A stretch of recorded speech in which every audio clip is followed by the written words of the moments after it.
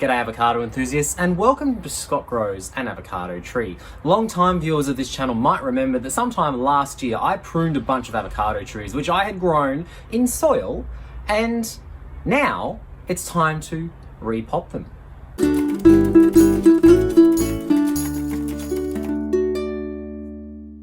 So in this video, I'm going to be showing you how to repot avocado trees, and I'm going to be repotting a bunch of them today.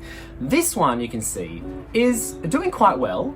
It's grown a lot more leaf since it was pruned, and it's even starting to branch out up there. It's got some branches coming out from down here as well. It's got lots of branches in this section here, but now I have to make a confession.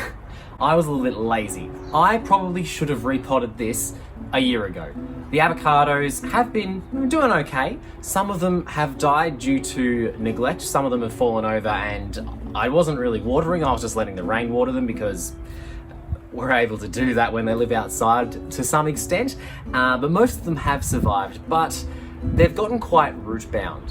When I mean that their roots have just gotten too crowded in the pot. The pot is too small, and that has affected their growth. I should have repotted them last year, but I didn't. So we're going to repot them now. It is now the very end of winter or the start of spring here in Melbourne, so it is a good time to repot them.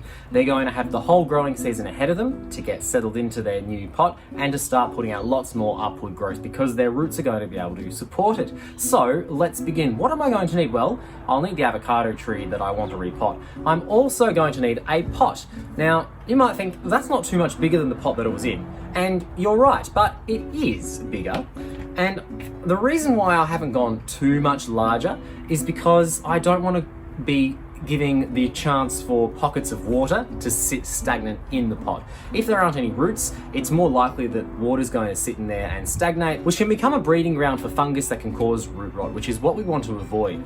I'm using plastic nursery pots today. One, because they're really cheap, and two, because they have exceptional drainage. Look at all of those holes down there. Fantastic. Good draining is essential for keeping avocados happy and healthy. They are super susceptible to root rot, and we want to avoid that as much as we can. I have got my soil mix here. Now I have mixed my usual soil mix of 1 part perlite, 1 part peat moss, and 1 part compost today. Now if you don't have access to compost, you can use just regular potting mix. I'm using vermicompost that I have made myself, or my worms have made for me. And if you'd rather not use peat moss, and I'm going to be phasing out using peat moss, I'm currently going through my last bag, you can use coconut peat. So 1 part perlite, 1 part peat, and 1 part compost is the ratio that we're going to be using today. I've also thrown in some slow release citrus and fruit tree fertilizer, which is just going to help to support the growth of those avocado trees. And we need to fertilize trees, especially if we're keeping them not in their natural environment, which in Australia in pots I'm not. And so fertilizing is going to be essential for keeping them happy and healthy as well. So let's begin. Let's see what damage we've got here. Okay, so to start, I'm going to take my tree and I'm going to give the pot, or the cup that it's in, a good squeeze. This is to loosen up the soil from around the walls of the pot because we want it to just slide out nice and easily. It's not going through the holes at the bottom, which is going to make it a little easier as well. Then, once I'm convinced that it's a little bit loose, I'm going to tip it upside down. I'm not going to pull the stem. That risks damaging the tree, damaging the roots. We don't want to do that. So I'm going to pull it upside down and give it a shake until it comes out like that. Now, as you can see there's a lot of root mass at the bottom there. That's a problem. That's caused its growth to be stunted, and it's just a problem. So I'm going to use my finger to split that up so that it can reach out and grow into the pot that it's in instead of continuing this circle that it's in at the moment. So I'm going to get my fingers, I'm going to gently tease the roots out from that pattern there. Now it's going to be a little bit difficult. I don't want to break them either. And for the rest of them, I'm going to just run my fingers up the sides so that they're just given the hint to start growing outward instead of continuing in their current root-bound patterns. And we might lose a little bit of root mass as we do this. We want to avoid that as much as we can, but to some degree, losing roots as you repot is inevitable. Now I'm going to start popping it into the pot. Now I wanted to sit about there, so I'm going to need to put some soil in the bottom. Do I put anything other than my potting mix in the bottom of the pot? No.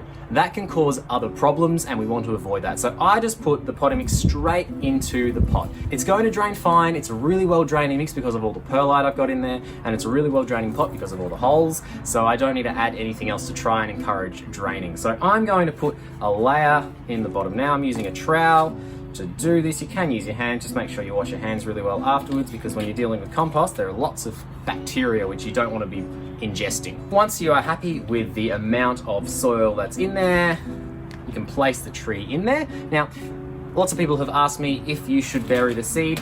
It's up to you.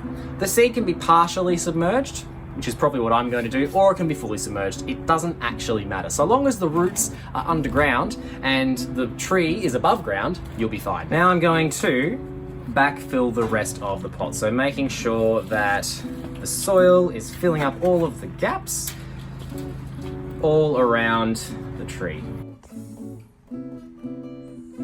And that looks pretty good. The pot looks full. I'm going to give it a generous tap, not too violent, just to make sure that the soil has settled itself in around and I don't have any massive pockets of air. So I'm going to give it a good tap just to settle it. Now it's not receded too much, so I've done a pretty good job of filling it with soil. I might just add a little more on top now that it has settled a little bit. I don't want to pack the soil too tightly because I want there to be plenty of space for water to travel freely through it. That's looking pretty good now. We are almost done now. It's in there and I want to get some water into this pretty quickly. Now for the water that I'm using today, I have mixed some worm tea in there from my worm farm. If you don't have access to worm tea, it's not a huge problem. Sea salt or a seaweed solution is also a great thing to add to your watering can when you are first watering your plants after transplanting them. It's a really stressful event in the life of a plant to be moved in your soil, and so limiting the stress by adding a seaweed solution or some worm tea is going to be super helpful. So I'm going to give it a really good water now until it runs out the bottom, and then I'll go a little bit more, which is not going to take long because of how well draining our pot is and our soil is. We want to give it a really good drink to make sure once again that we get rid of any massive air pockets. And that, avocado enthusiasts, is how we are repotting our trees. Now I'm going to put it back into its partially shaded position in the yard with the rest of the avocado trees once they have been replanted, which I'm going to do now. Here comes the montage.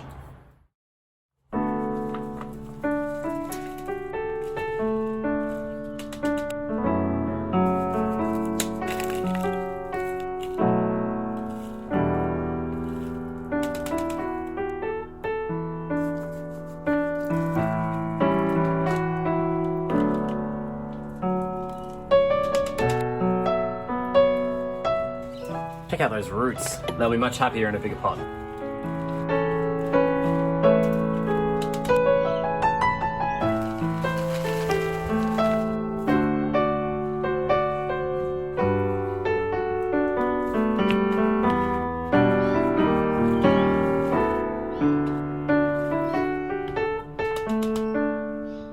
Now this goes to show how root bound it was. So this one has broken through the pot, and check out how much thicker its stem is compared to one that wasn't broken through the pot.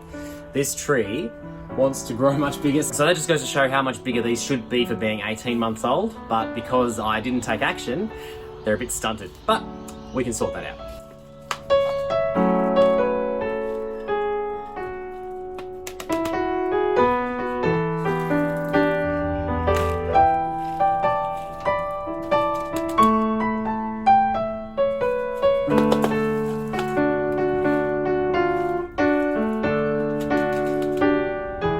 This one's going to need a stake at some point. It's got quite a lean to it. And there we have it. Today I have repotted just 9 avocados. I have another 4 or so to do from this batch in particular, but I'm going to make a separate video about them because there's something a little bit peculiar about them that I've had lots of questions about actually, which I'm going to make a video about with those in particular. So we'll wait for those just a little longer. But as for these ones, I'm going to pop them back where they belong in the yard, partially shaded. They don't like full sun all day, so I'll be putting them back there, and I'll be making sure they get appropriate amount of water. It is warming up now in Melbourne, Australia, so I will start hand watering them, especially during our warmer months which are coming. I haven't needed to over the winter because we get enough rain to water them naturally, but as it warms up I'll need to be hand watering them. Thank you so much for watching this video. I hope that you have enjoyed it and you learned something and you feel more equipped to look after your own avocado trees. If you enjoyed this video and you're not already, please do consider subscribing to Scott Grows an Avocado Tree to have more avocado growing content delivered to your feed for your viewing pleasure. I am on Instagram at Scott Grows an Avocado Tree if you'd like some more avocado content over there. Thank you once again for watching and we'll see you next time. Scott grows an avocado tree. Scott grows an avocado tree. Scott grows an avocado tree. Scott grows an avocado tree.